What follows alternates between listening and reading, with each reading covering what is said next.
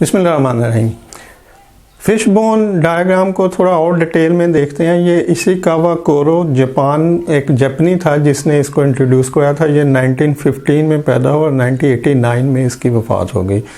और ये applied chemistry में इसकी एजुकेशन थी। इसने जापान में इंडस्ट्री के लिए बहुत सारी थ्योरीज जनरेट की जो टोटल क्वालिटी मैनेजमेंट के मतलब थी। क्वालिटी में ये स्पेशलाइज्ड था और जितनी जापानीज़ इंडस्ट्रीज़ है उसने इसकी जो TQM की थ्योरीज है उससे बहुत फ़ायदा उठाया। और इसने अपने टाइम में जो फर्स्ट टाइम दुनिया में इंट्रोड्यूस बाकी जो बहुत सारी चीज़ें की वहाँ पे एक क्वालिटी टीम को भी इंट्रोड्यूस कराया जो इससे पहले नहीं होती थी कि हर कंपनी एक क्वालिटी टीम बनाए जिसमें मुख्तलिफ डिपार्टमेंट्स के 2, 4, 5 लोग 10 लोग शामिल हों और वो मुख्तलिफ प्रॉब्लम्स को ढूंढते रहें। और जैसे उन्हें समझ आए कि यहाँ पर ये प्रॉब्लम है तो उसके लिए फिर कुछ सिस्टम बनाएं, उसकी रूट कॉज एनालिसिस करें और उसको डॉक्यूमेंट करें कि ये प्रॉब्लम दोबारा से ना हो। तो इस तरह से ये जो अभी QC और क्वालिटी एश्योरेंस, क्वालिटी कंट्रोल और दूसरे डिपार्टमेंट इस तरह किया तो वो इन्हीं से आगे फिर डेवलप हुए हैं। जो इशिकावा कोरो ने अपनी क्वालिटी उसको क्वालिटी सर्कल का नाम दिया गया, यानी उस वक्त जो क्वालिटी टीम होती थी उसको क्वालिटी सर्कल कहा जाता था।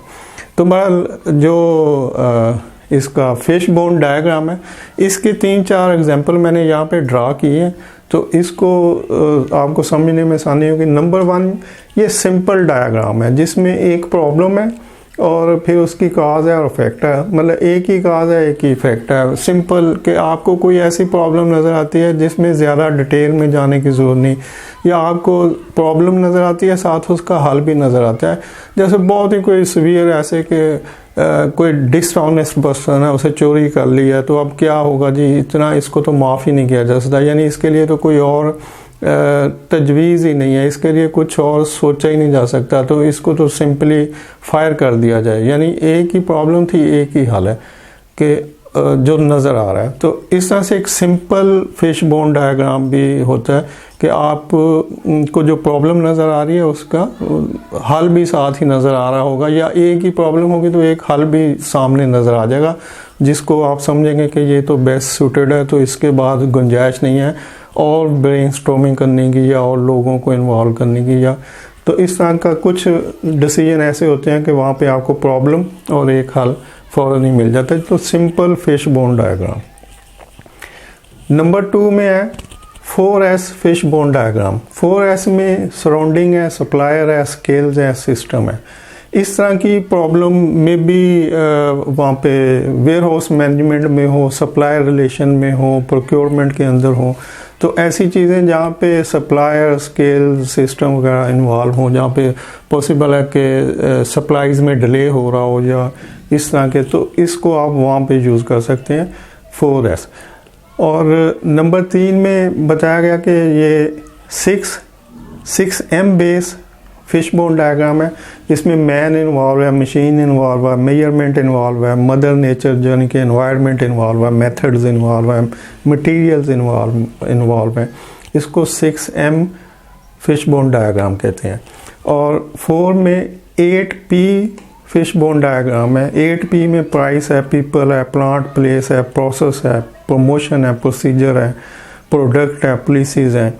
तो इसको 8P डायग्राम कहते हैं। और ये डिस्ट्रीब्यूशन में काम आ सकता है, ये प्रोडक्शन में काम आ सकता है, ये sourcing, procurement, warehouse management में काम आ सकता है, ये जनरल 1 प्रॉब्लम 1 डिसीजन बेस काम आ सकता है।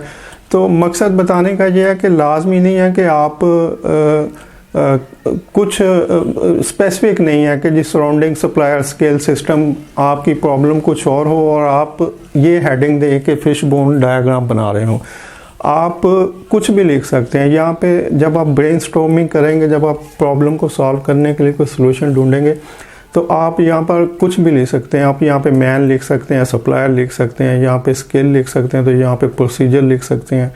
तो ये जस्ट एग्जाम्पल है कि किसी भी डायग्राम में कोई चीज़ फिक्स नहीं है कि आपने इसमें यही लिखना है।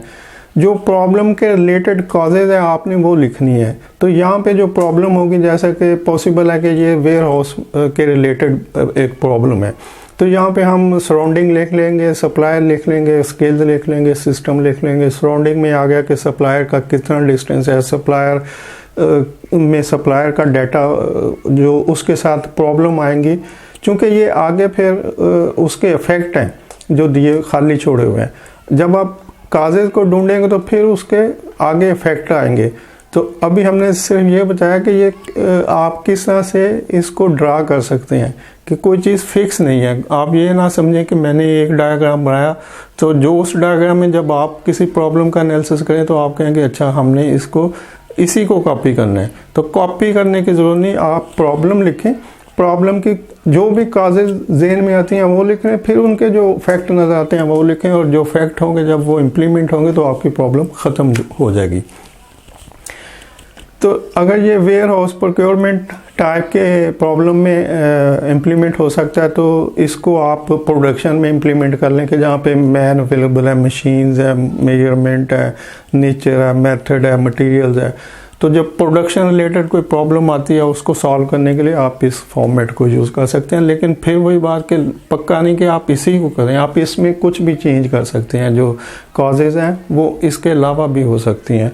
और अगर आपको डिस्ट्रीब्यूशन साइड पे कुछ प्रॉब्लम आती हैं तो आप उसमें प्राइस है, प्रमोशन है, procedure, people, plant, machinery, product, process और पॉलिसीज़ वगैरह, फिर आप इसको यूज़ कर लें और इसमें भी आप चेंजेस कर सकते हैं।